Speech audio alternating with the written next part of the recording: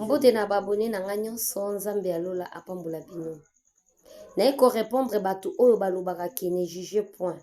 Bino nde na yeli. Alors, na vidéo na otaki ko répondre pasteur Grace Koutino. Na yaki ko intervenir na vidéo moko na monaki azolobelela sous ba fossile, ba faux anglais, ba faux cheveux que kabelo elongolaka spiritualité te.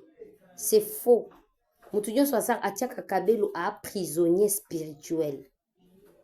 Mutu nyonso asalelaka fossile aza prisonnier spirituel. Spirituellement, aza prisonnier, aza détenu ya monde ya ba démon. Mwana Nzambe akoki kosalela kabelo te.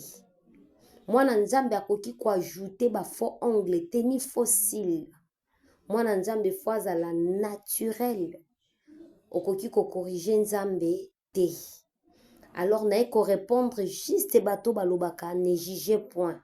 Avant oya koyelanga otika biso tika ye. Yo faut yelanga verset ya Bible. Oyo yebi Nzamba autorisé ajout. OK? Tozwa sko Bible na yo place olandanga. Na expliquer yo mutozolo bake ne juge point. Tika ye Nzambe ye moko ko juger yo. Na expliquer ke nga nde na fandi boye nga espérance. J'ai droit juger. Naza na droit ya ko juger. Ba oyo bazo désorienter bana Nzambe na mateya ya lokuta.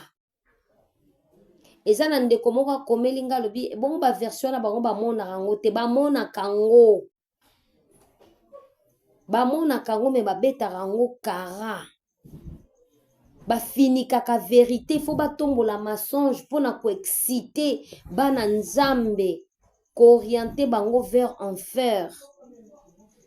Bayebi ba version wana bayebi yango mais bakimaka loi. Alors bango wana nde Bible ezoloba na Ephésiens chapitre 2 verset 2 que ce sont des rebelles. Ce sont des rebelles. Bayebaka ba version wana mais bazwaka ba verset oyo ya rozaka mutema na bango basali ajout. Toleka. 1 Corinthiens chapitre 2 verset 14. Bino batu na juge, ne juge point ya oyoka. Mais l'homme animal reçoit pas les choses de l'Esprit de Dieu, car elles sont une folie pour lui. Et il ne peut pas les connaître parce que c'est spirituellement qu'on juge. Bah jujaka spirituellement. Tokita. L'homme spirituel, le contraire, juge de tout. Mutu aza spirituel, aza na droit ya ko juger nyonso. Parce que aza spirituel, azo mona, azo yoka. OK? Bino batu bazaka ne juger point. Nga naza na droit ya ko juger ba faux servante na ba faux pasteur. Pourquoi je vois ebele baza na kati ya vérité te, ebele baza na kati ya mensonge. Baza wana pona ko désorienter bana Nzambe. Alors, na connaissance Nzamba ndambu Nzamba pesanga, je m'excuse. Je dois juger. Il faut na ya koyebisa bana Nzambe que non, c'est faux. Eza bongo te makomi elobi boye. Tozongisaka bango na ba écriture na makomi nde isika tozongisaka bango. Yoka siko homme spirituel aza nani oyo aza na droit ya ko juger ba faux serviteurs na ba faux prophètes. Eza homme spirituel oyo abangaka Nzambe. Yoka siko Amos chapitre 3 verset 7. Car le Seigneur éternel ne fait rien sans avoir révélé son secret à ses serviteurs les prophètes. Des hommes spirituels, ce sont des prophètes. Eza basakoli. Alors, pendant que ngana ye kote mais la pasteur Grace Coutinho, ya makambo azoloba, ya bakabelo na ba faux cils na ba faux ongles. Parce que nazwa secret wana batekelanga epa ya Nzambe. Na Amos chapitre 3 verset 7.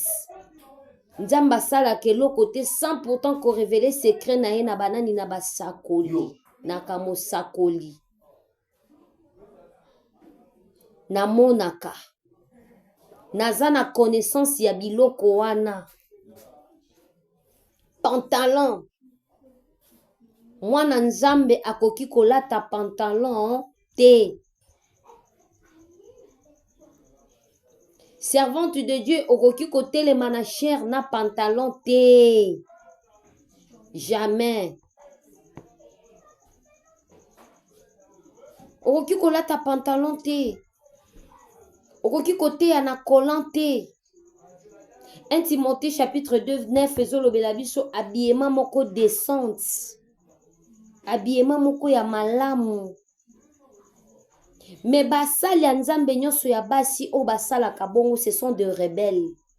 Base rébellion, basali rébellion pona Nzambe na bango, pona Nzambe na biso. OK? Pona ba pantalon. Toye na Deutéronome chapitre 22 verset 5. Pona pantalon. Totanga zwa Bible tangara vérifier parce que makomi ya Nzambe za loi ba imposa biso oyo il faut to landa makomi kozala pasteur kozala prophète prophétesse eza mabete asakola oui mais yebi talela esko sokazana azotambola na makomi ebele batambolaka sur des écritures te bakimaka yango pona koluka gloire ya mokili. Mwana Nzambe solo atambolaka na makomi. Toke. Deutéronome chapitre 22 verset 5. Et je loba. Une femme ne portera point un habit d'un homme. Un homme ne portera point des vêtements de femme, car quiconque fait ces choses est une abomination à l'Éternel ton Dieu. Moi signonso atele makana chair, alati pantalon, alati collant. Ozote ya olati ba o ekanginga te tikinga eza abomination.